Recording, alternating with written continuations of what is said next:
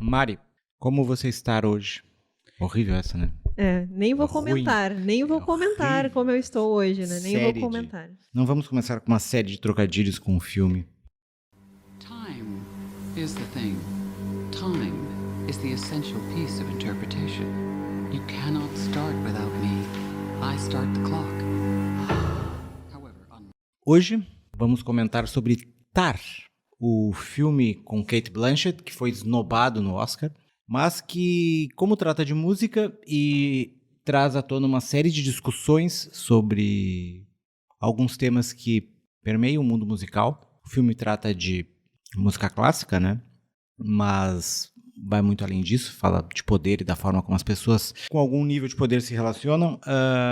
Isso engloba também todas as esferas desse mundinho que a gente costuma comentar aqui no Fita Expressa, o podcast de música do Correio do Povo. Então, vamos lá. Um novo episódio sobre Tar e a indústria do cancelamento.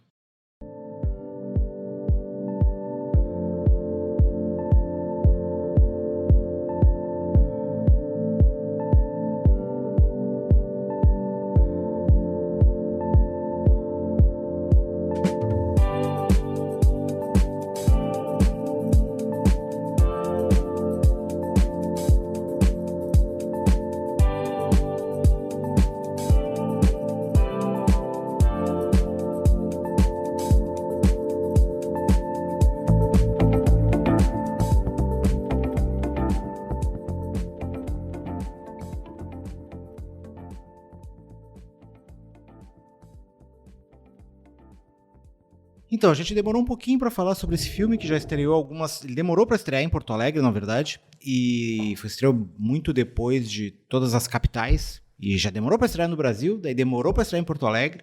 Eu vi rápido, e daí a Mari demorou pra ver o filme. Eu demorei. Eu assisti no último final de semana, assim, no domingo, pré-Oscar, assim. Pré-Oscar, né? Com medo de que o filme ganhasse o Oscar. Eu achava difícil que ganhasse, embora pra mim tenha sido dos indicados o melhor filme. Então, polêmico, viu? Polêmico. Cuidado com um certo fandom de um certo filme, né? Daqui a pouco a gente vai ser cancelado, Top Gun, tá falando? Não. Enfim, já discuti isso no outro podcast, o C-Pop lá. A ideia aqui é falar um pouco sobre o Tar, né, mas ampliar um pouco o escopo e também falar sobre um dos temas em que o filme propôs, o filme com a Cate Blanchett propôs, que é a questão do cancelamento, já que a Lydia Tar, que é a protagonista da história, ao longo do filme acaba sendo sistematicamente e aos poucos, eu acho, né, sendo deixada de lado, escanteada e cancelada, com perdão da gaguejada aí.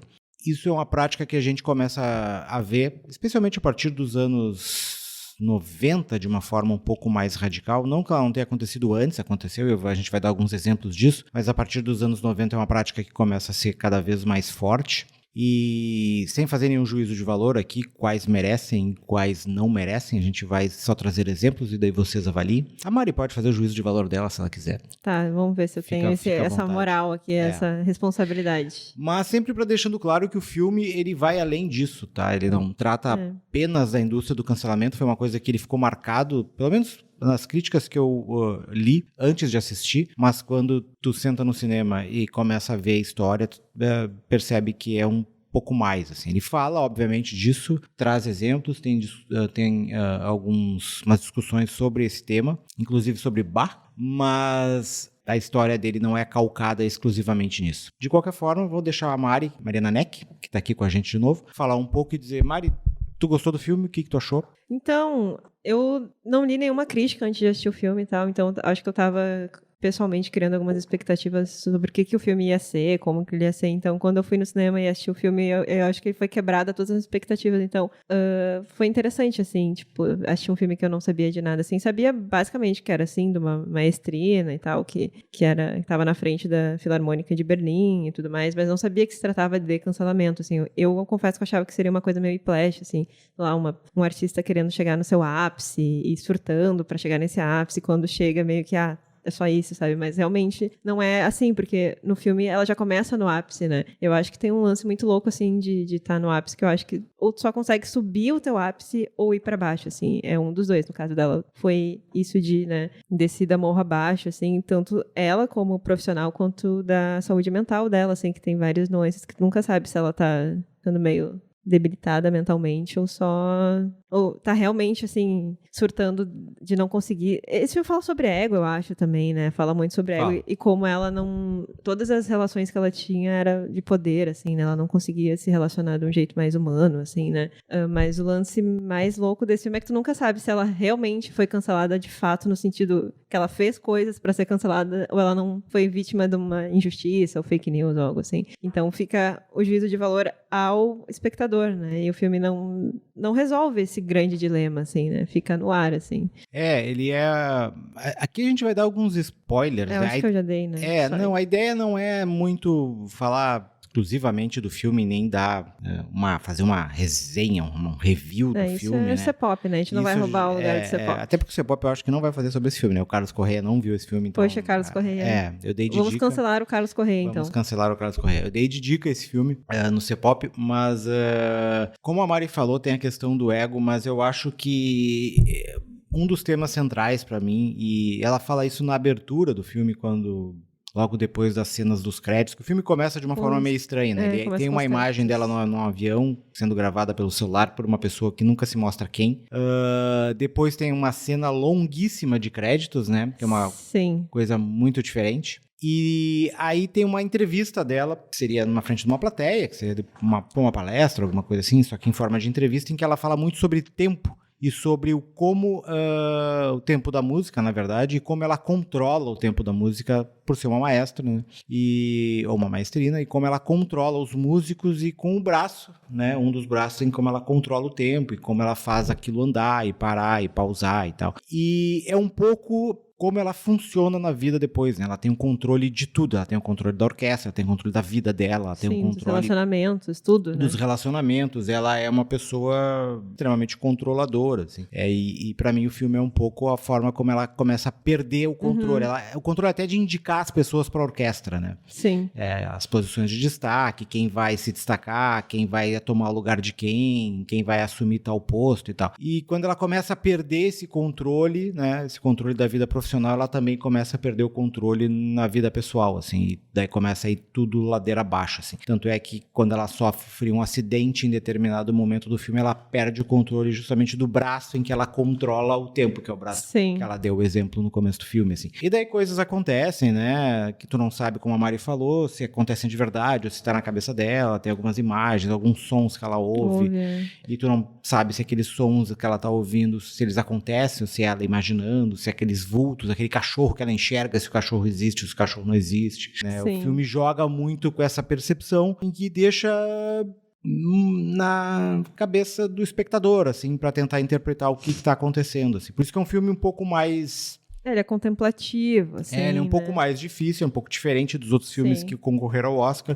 Ele dialoga um pouco, embora de uma forma um pouco mais soturna, com After Sun, né? Que é aquele filme da Charlotte Wells. Aqueles filmes que vão crescendo depois que tu assiste, assim. Na hora eu saí com aquele gostinho meio amargo, e ele foi crescendo depois que eu fui pensando no filme. Assim como After Sun. E é um filme que é interessante de tu ver várias vezes, assim, porque depois tu acaba pegando coisas que na hora, na primeira vez que tu assiste, tu deixa passar, assim, são muitos detalhes, assim, muitas coisas, muitas frases, às vezes, ou até muitas cenas que elas acabam fazendo conexões que tu acaba se dando conta depois.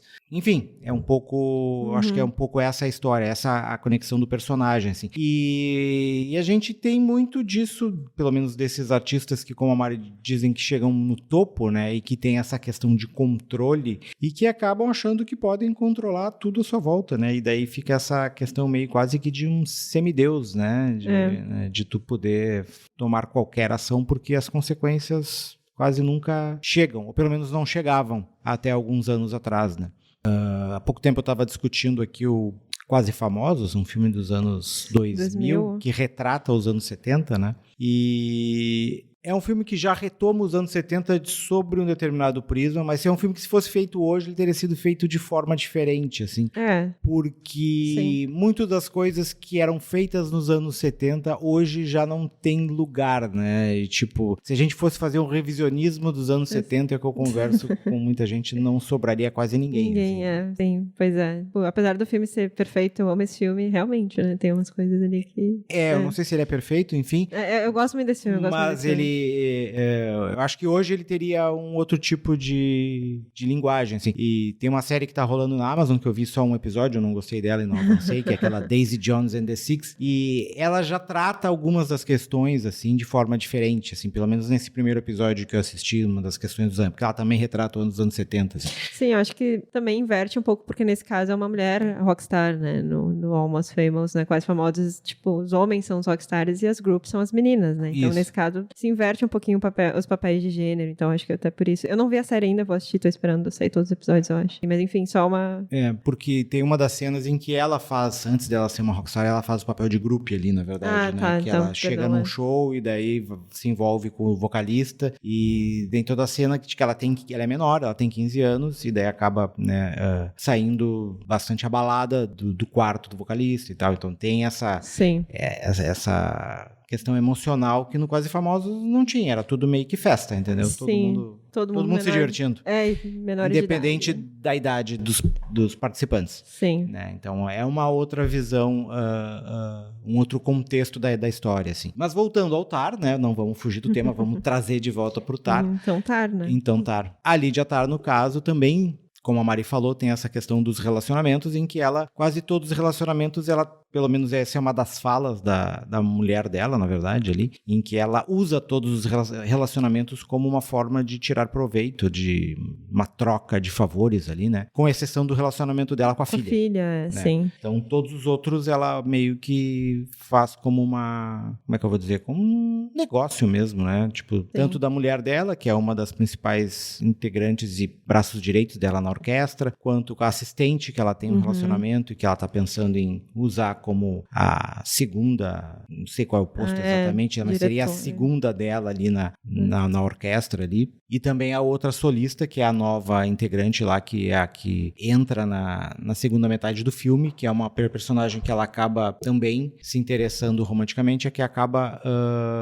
acaba dando um papel de destaque para fazer um dos solos numa das músicas depois da Quinta Sinfonia de Mahler, que é a música que ela é fascinada e que é a música que falta para ela completar todas as obras lá, para ela apresentar e tal. Então, tem um pouco desse dilema, assim, dessa troca, porque, bem ou mal, os relacionamentos e o sexo, especialmente nesse mundo, é uma questão de poder, que é pouco como ela dialoga ali. Isso, mas, apesar disso, não deixa claro, né? Assim, não tem nada físico entre essa e a menina, mas sempre que ela se relaciona com as pessoas de um jeito que não tem muito limite, assim, tu não sabe se é profissional, se é meio romântico, tudo fica meio numa linha tênue, né? Então, tudo fica no ar, então cabe a pessoa também interpretar isso, né? Mas realmente meio predadora, assim, ela mostrada de uma forma meio predadora, assim, a Lídia, então complexo, assim. Então a ideia é da gente pegar não sei se a Mari quer falar mais alguma coisa sobre o filme. O final é muito bom, queria dizer que o final é muito bom. Não vou dizer aqui, mas o final é muito bom. No caso a gente pode até botar uma sirene de spoiler e dizer qual é o final, mas enfim, não acho que não acrescenta pra discussão, é mais um fechamento pra história, assim.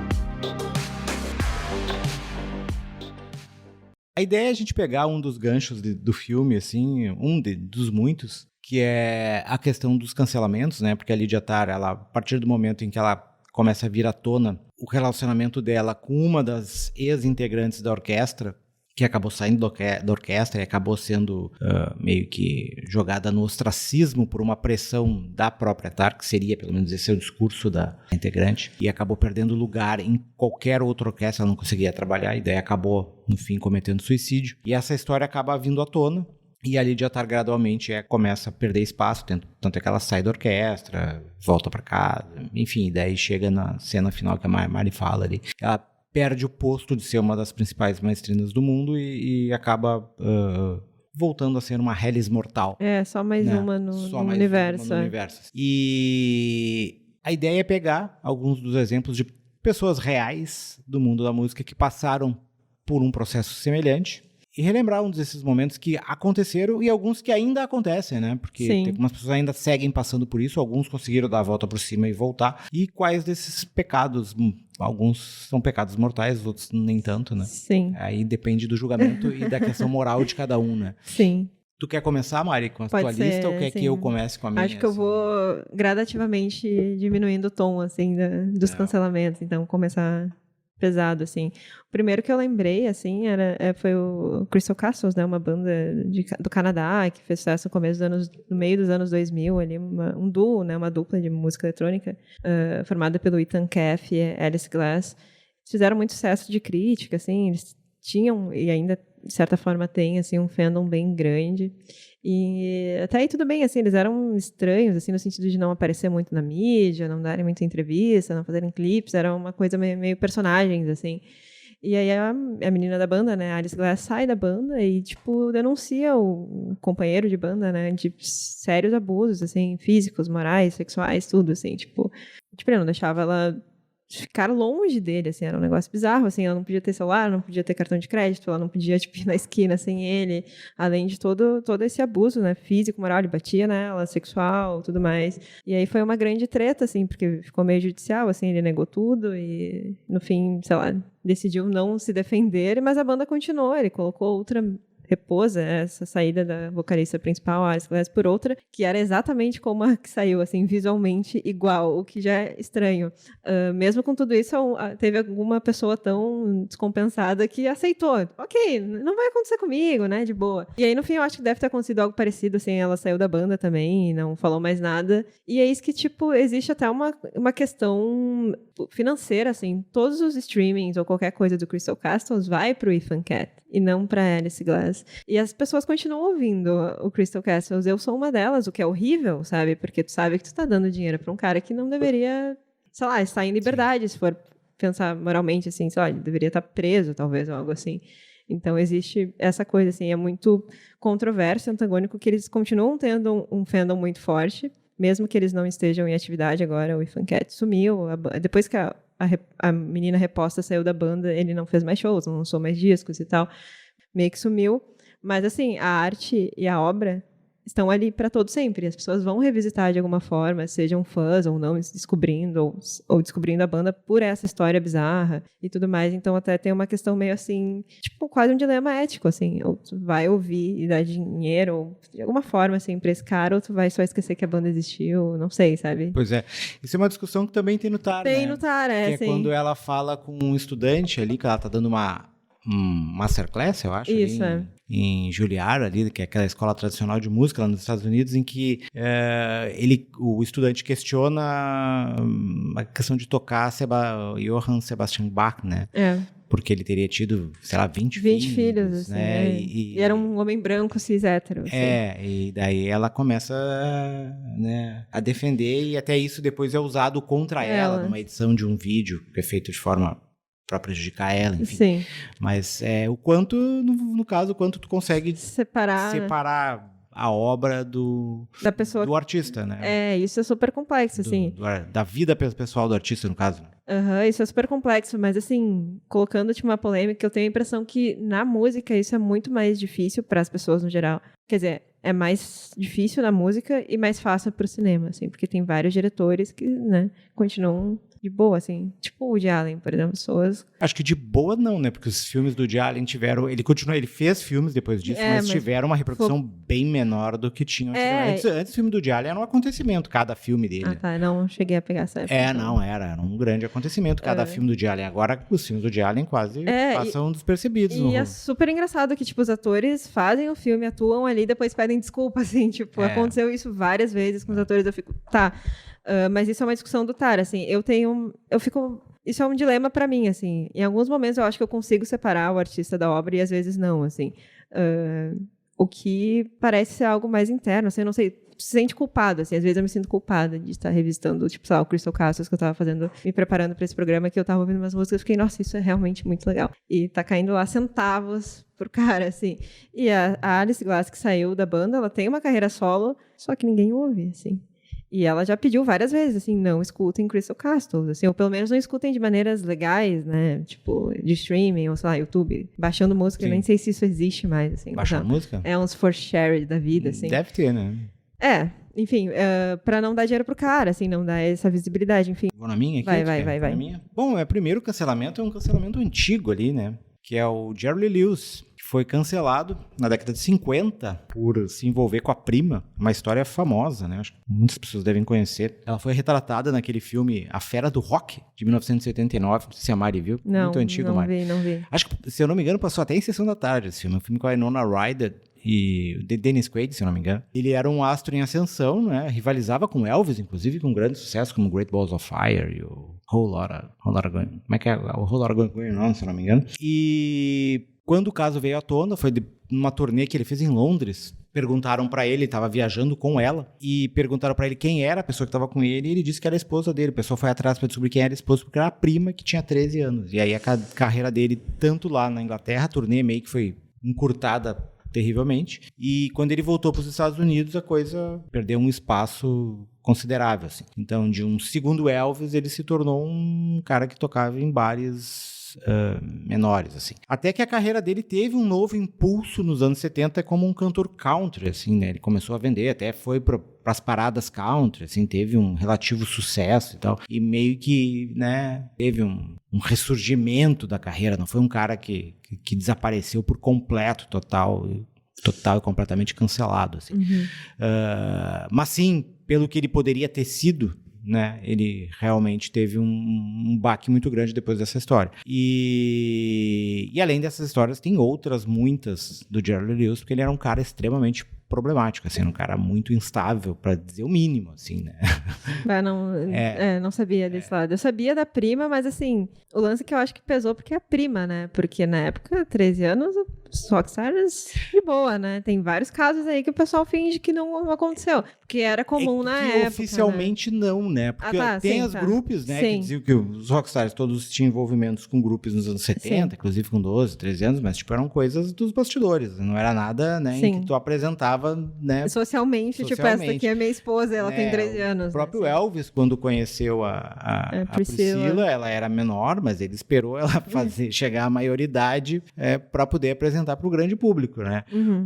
Até porque tinha essa história do Jerry Lee Lewis, então socialmente, né, era um pouco mais aceitável do que hoje, né, mas não era extremamente, né, não era algo em que tu poderia levar as páginas dos jornais, assim. Sim. Tem várias biografias do Jerry Lee Lewis que são muito boas. Entre a principal delas é a Hellfire, que mistura um pouco de ficção, mas é uma que conta várias histórias dele. E além dessa da prima e do casamento dele com a prima, que ele ficou casado muitos anos com ela, depois se separaram no início dos anos 70, se eu não me engano, porque ela não aguentava mais ele realmente era uma pessoa muito difícil de lidar.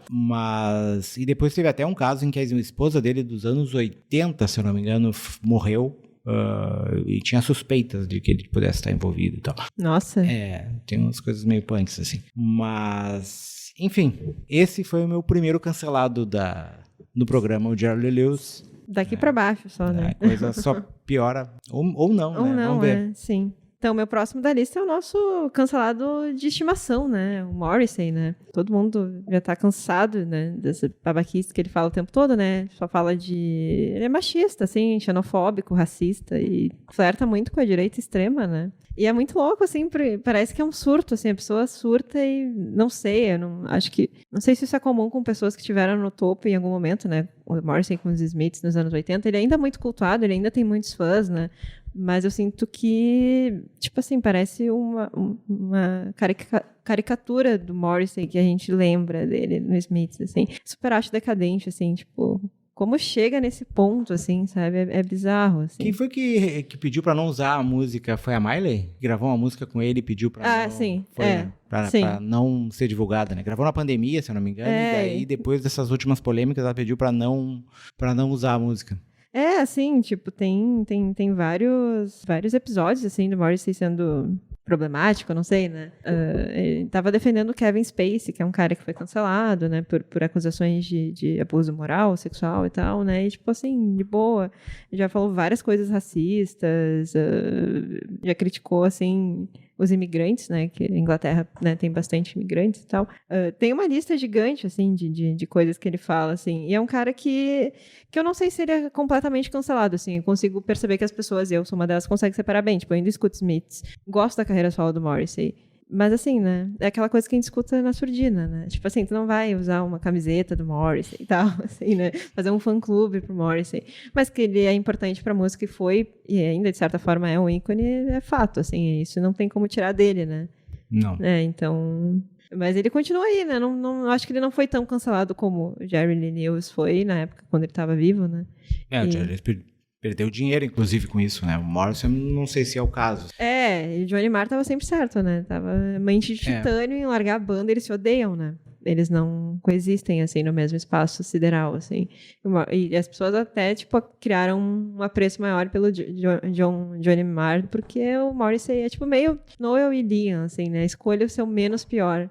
No caso, agora é o Liam, né? Porque o Noel também andou falando umas coisas também canceláveis, assim, né? Mas tá tudo certo, né? Tem a impressão que tem pessoas que têm uma certa tolerância, assim. Uma delas é o Morrissey, assim. E acaba virando uma figura, um personagem, eu sinto isso, assim. Tem umas pessoas que se tornam meio que, um alívio cômico, assim, sabe? Ele é brincalhão desse jeito, assim, tá lá falando asneira o tempo todo, sabe? Então... É uma forma, talvez, de continuar a ser transgressor, né? Mesmo que transgressor por outros meios e por outras fontes, né? Tu tentar continuar sendo rebelde, né? Sendo rebelde politicamente incorreto, no caso, Sim. Né? Tu mantém aquela pecha de revoltado, só que um revoltado de extrema-direita, assim. O meu segundo, no caso, seria outro caso famoso também, né? Eu tô com as escolhas meio óbvias aqui. A Mari pegou os casos mais diferentões. Eu fico com os óbvios aqui, que é o Michael Jackson, né? Que é um cara que se envolveu ou foi envolvido. Aí depende da percepção de cada um, né?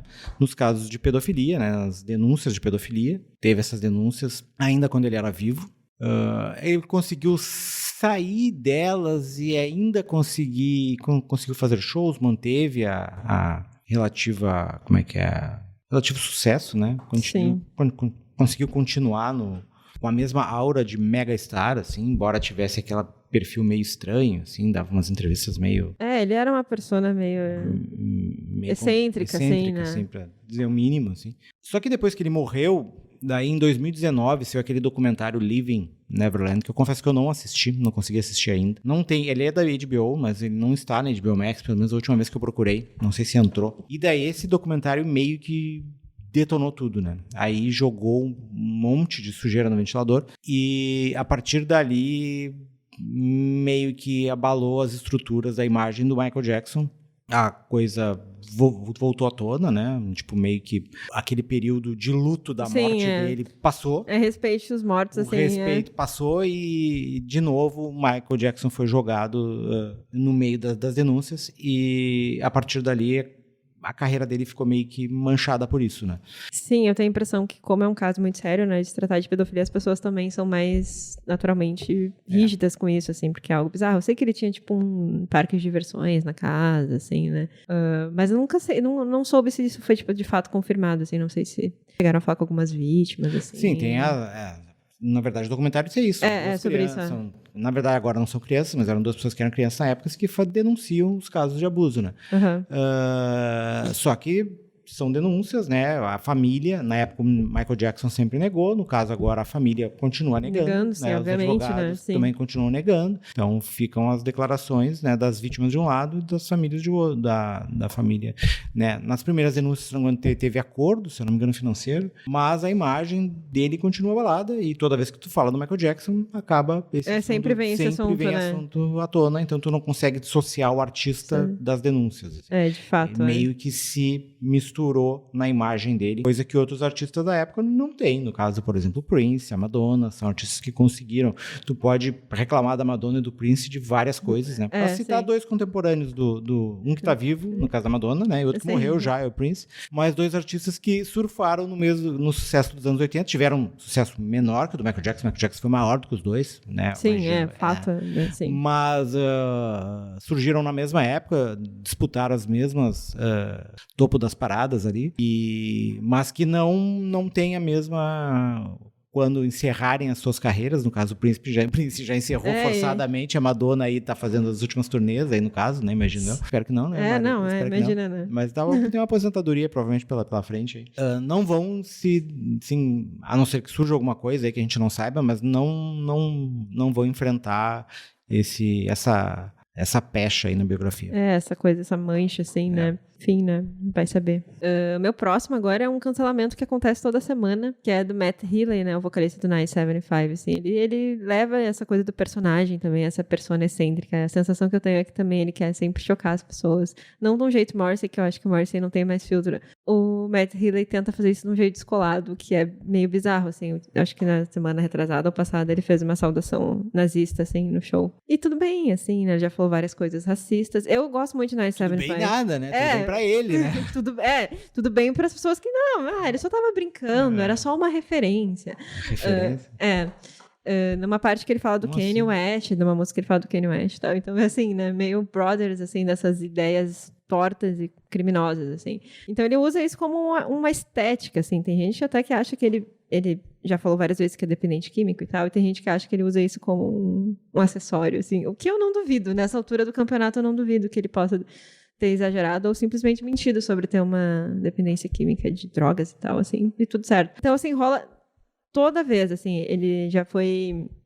Tem uma parte do show nessa turnê que eles estão fazendo, que eles, inclusive, vão estar no Brasil agora, nesse mês, no Lollapalooza, que ele beija fãs, tipo, realmente dá um beijo nos fãs, e tem gente que, tipo assim, eu acho bizarro, assim, é uma relação estranha ali, sabe? Mas depois da pipoquinha, depois do vídeo da pipoquinha, um beijo nos fãs é até super inocente. Tudo que eu sei sobre MC Pipoquinha é contra a minha vontade, sabe? É bizarro. A gente tá pra fazer um fita especial MC Pipoquinha. Então, assim, ele gosta de chocar, assim, é uma pessoa que não tem esse senso, assim, e tudo certo, porque as pessoas não cancelam ele de fato, assim. Ele é cancelado e uma semana depois ele já não é mais. Então, ele usa essa controvérsia como uma estética, assim, é a sensação que eu tenho, assim. Apesar disso, o 975 é uma banda ótima e ele é um ótimo compositor também, assim. Eu gosto muito dessa banda, eu acho que ele é um dos compositores mais... não sei, relevantes ou importantes dessa geração mais jovem, assim, eu acho que ele capta muito bem essa coisa millennial, essa coisa de geração Z, só os conflitos e tudo mais. Eu acho que ele é uma voz de uma geração, assim, não sei se eu vou ser tão, né, impactante, assim, mas ele consegue captar muito bem isso, apesar de ter essa persona controversa e tudo mais. Então, ele é passível desses cancelamentos o tempo todo, assim. E o fandom continua forte e tal, eu não sei se tem uma preferência, assim, por algumas coisas, assim, ou alguns tópicos, assim, nazismo, tudo bem fazer, mas ser, tipo, homofóbico não pode, sabe? Parecem umas coisas meio assim, sabe? Até porque as coisas são estúpidas. Uma coisa que o nazismo não admitia era a questão da homossexualidade, né? Meio que tu acaba sendo, tu faz uma saudação nazista e tu tem um rodízio de coisas que tu tá com, né, sendo... O nazismo tem uma coisa que desperta o fascínio das pessoas, né? Sim. Não só o assunto gera interesse, como as pessoas acabam assumindo essas posturas porque elas sabem que chocam, né? Tipo, o Leme era um cara do Motorhead, que ele colecionava artefatos nazistas, né? Tipo, uniforme e tal. E daí perguntava pra ele se ele gostava. Ele disse, não, eu colecionava porque eu achava o uniforme dos nazistas mais bonitos do que o dos aliados. Se fosse o contrário, eu colecionava os outros. É uma forma. Era uma forma dele se defender, assim. Enfim, mas é uma estética muito... complicada, assim. Sim, várias bandas já usaram disso, né? O David Bowie, um dos personagens na sua época, usava coisas meio alusivas, né? O Joy Division também nas suas capas, né? Enfim, a estética chama atenção e as pessoas usam isso como acessório, que é super problemático, assim. Eu acho que é incabível, assim. Falando em incabível, vamos agora para minha terceira escolha aqui, que é outra escolha que, na verdade, foi cancelada mais recentemente, assim, pós-pandemia, embora algumas das suas polêmicas tenham surgido lá nos anos 70, assim, mas só foram retomadas agora, que é o Eric Clapton, né, um guitarrista chamado de Deus nos anos 60, e que foi cancelado muito por causa das suas posições anti-vacina durante a pandemia de Covid. E além dessas questões da vacina, que já foram suficientes para deixar ele numa situação bem delicada, mas aí tudo bem, porque além dele, vários outros artistas também tiveram posições parecidas, né? Veio à tona alguns discursos que ele fez nos anos 70, alguns discursos durante shows, né? Alguns discursos racistas. Eles já tinham sido levantados alguns anos atrás, sabe? Só que daí agora foram retomados sob uma nova ótica. Daí juntou com a questão do discurso anti-Covid dele, e daí o Eric Clapton meio que ficou com esse estigma, assim, né?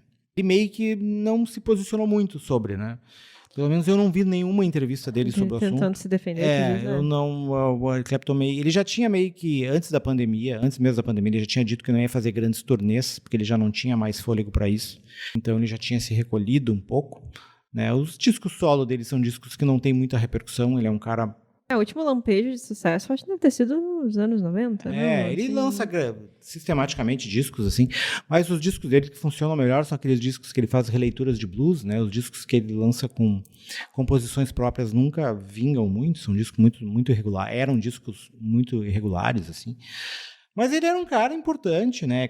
É um cara importante para a história da música, assim, ajudou a popularizar o blues, ajudou a popularizar esse... a British Invasion, foi um cara que participou de várias bandas, discos, várias bandas, tipo, a importância do Eric Clapton para a música e como guitarrista é inestimável, assim, se a gente for falar musicalmente. Sim. Mas teve esse problema, né, como um bom músico idoso, né? Fazendo idosices, né? Sem partir para etarismo, né? Uma área que é polêmico, né? Pra gente não ser cancelado aqui. Desculpa, pessoal. Mas fez, né...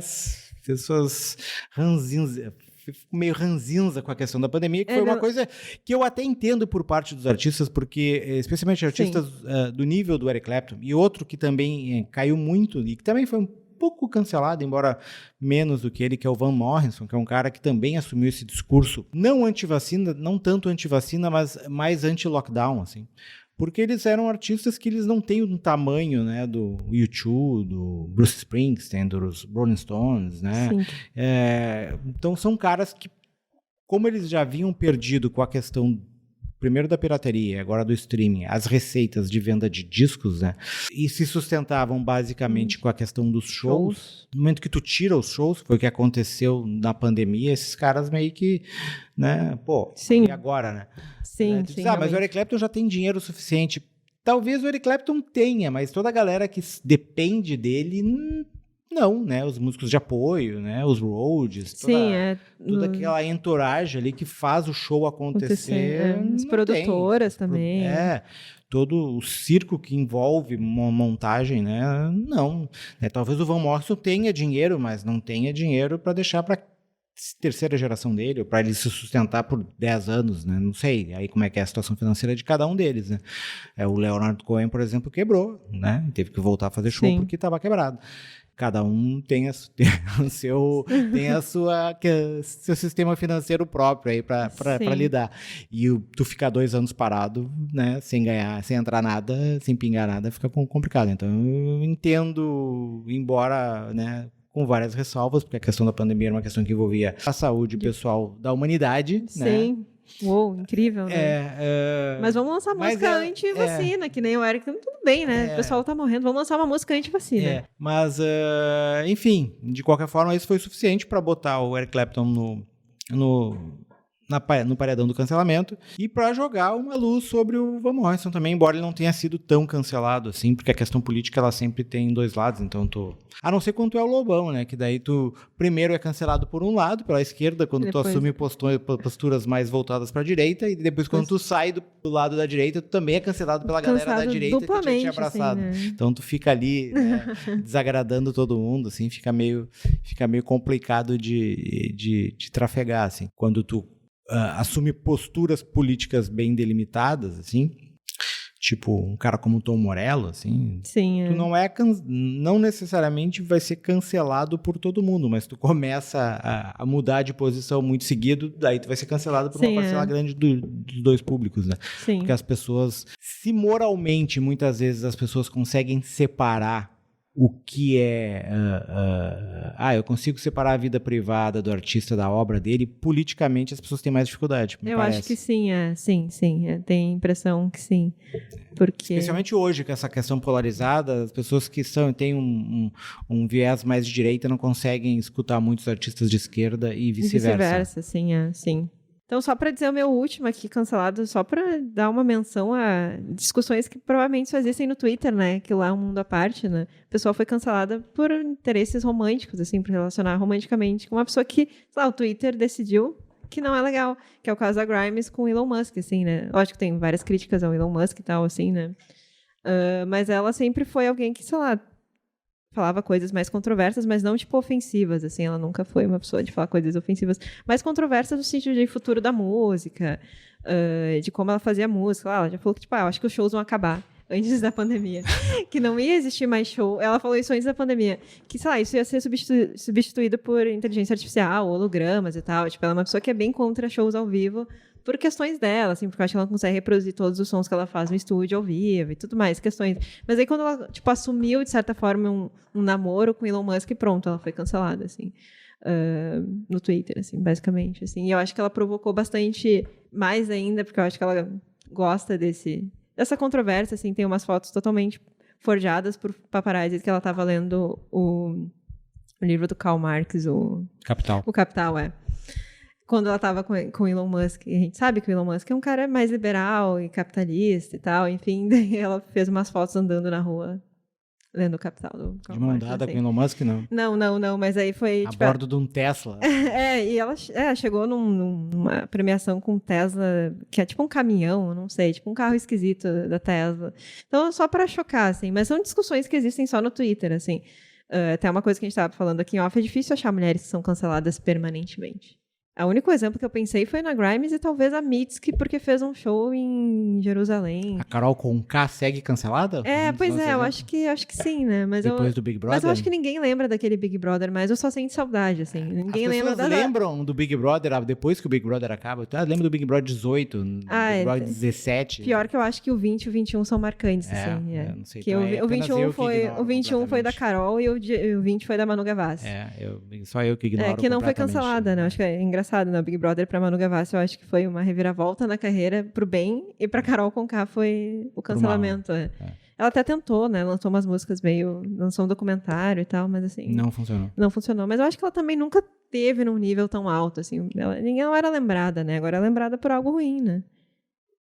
É aquele negócio, chega no Big Brother achando que agora que eu se consagro e a coisa não foi bem não assim pra Carol Conká.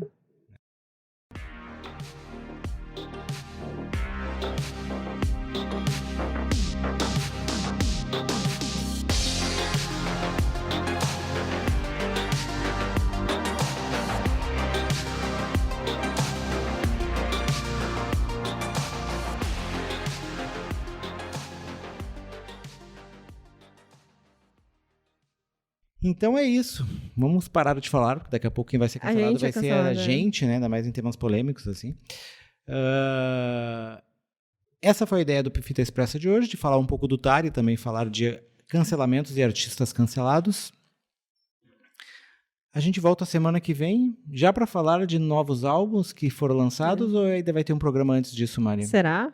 Não sei. Meia-noite conta um segredo, né? Meia-noite conta um segredo, Vamos ver se a Taylor Swift não lançar algo antes disso, a gente tiver que fazer um programa da Taylor Swift. Correndo assim, a pressão é grande aqui, toda semana. Então, obrigado a todos, contamos com vocês na próxima semana e até lá.